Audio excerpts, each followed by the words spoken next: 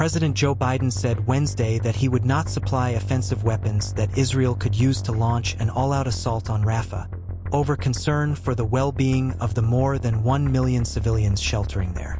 Biden, in an interview with CNN, said the U.S. was still committed to Israel's defense and would supply Iron Dome rocket interceptors and other defensive arms, but that if Israel goes into Rafah, we're not going to supply the weapons and artillery shells used.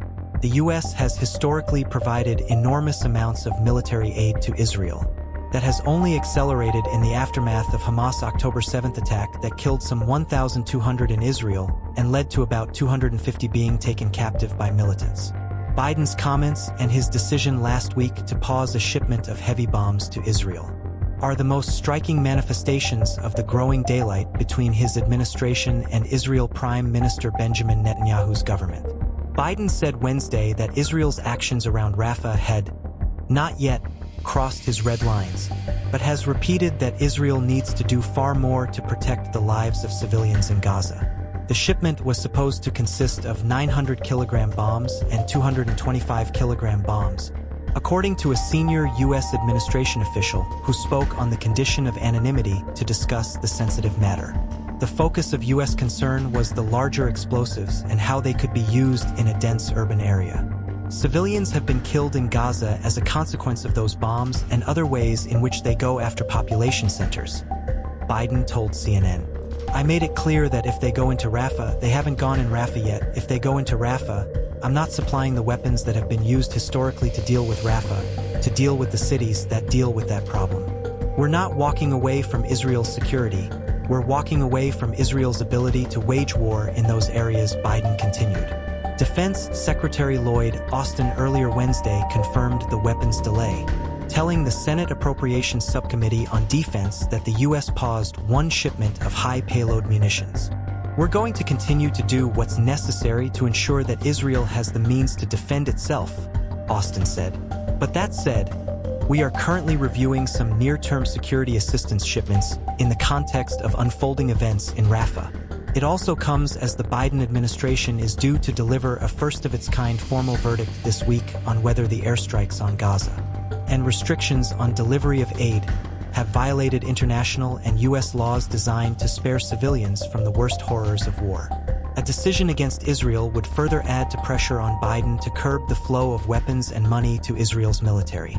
Biden signed off on the pause in an order conveyed last week to the Pentagon, according to U.S. officials who were not authorized to comment on the matter.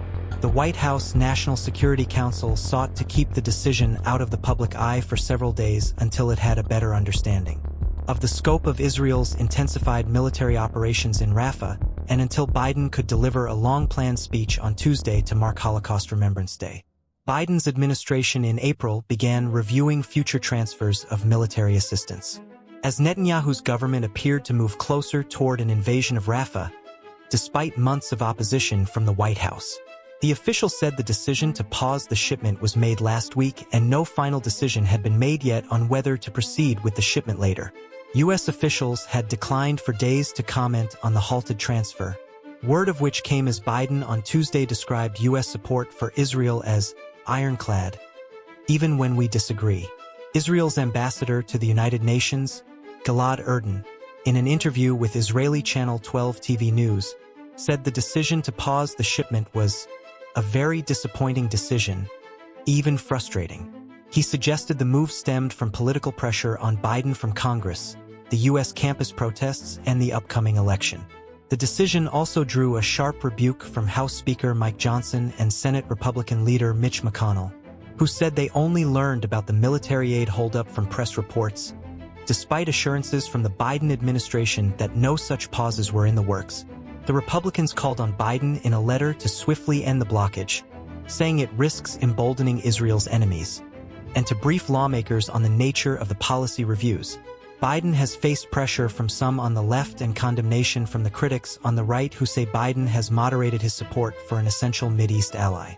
If we stop weapons necessary to destroy the enemies of the State of Israel at a time of great peril, we will pay a price, said Senior Lindsey Graham, Republican South Carolina, his voice rising in anger during an exchange with Austin. This is obscene. It is absurd. Give Israel what they need to fight the war they can't afford to lose.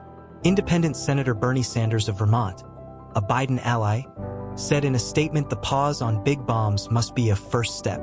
Our leverage is clear, Sanders said. Over the years, the United States has provided tens of billions of dollars in military aid to Israel. We can no longer be complicit in Netanyahu's horrific war against the Palestinian people. Austin, meanwhile, told lawmakers that it's about having the right kinds of weapons for the task at hand. A small-diameter bomb, which is a precision weapon that's very useful in a dense, built-up environment, he said, but maybe not so much a 2,000-pound bomb that could create a lot of collateral damage. He said the U.S. wants to see Israel do more precise operations. Israeli troops on Tuesday seized control of Gaza's vital Rafah border crossing in what the White House described as a limited operation.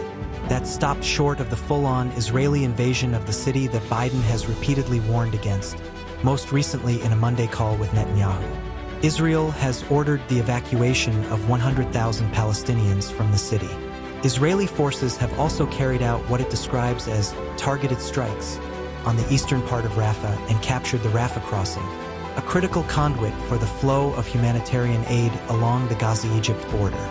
Privately, concern has mounted inside the White House about what's unfolding in Rafah, but publicly administration officials have stressed that they did not think the operations had defied Biden's warnings against a wide-scale operation in the city. The State Department is separately considering whether to approve the continued transfer of Joint Direct Attack munition kits, which place precision guidance systems onto bombs to Israel, but the review didn't pertain to imminent shipments. Itamar Yar, former deputy head of Israel's National Security Council, said the U.S. move is largely symbolic, but a sign of trouble and could become more of a problem if it is sustained. It's not some kind of American embargo on American munition support, but I think it's some kind of diplomatic message to Mr. Netanyahu that he needs to take into consideration American interests more than he has over the last few months. At least for now, it will not impact Israeli capability, but it's some kind of a signal of be careful, he said. The U.S. dropped the 2,000-pound bomb sparingly in its long war against terror. Israel, by contrast, has used the bomb frequently in the 7-month Gaza war. Experts say the use of the weapon, in part, has helped drive the enormous Palestinian casualty count that the Hamas-run health ministry puts at more than 34,000 dead, though it doesn't distinguish between militants and civilians. The U.S.-Israel relationship has been close through both Democratic and Republican administrations. But there have been other moments of deep tension since Israel's founding in which U.S. leaders have threatened to hold up aid in an attempt to sway Israeli leadership. President Dwight Eisenhower pressured Israel with the threat of sanctions into withdrawing from the Sinai in 1957 amid the Suez Crisis.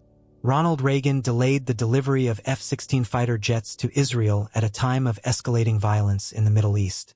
President George H.W. Bush held up $10 billion in loan guarantees to force the cessation of Israeli settlement activity in the occupied territories.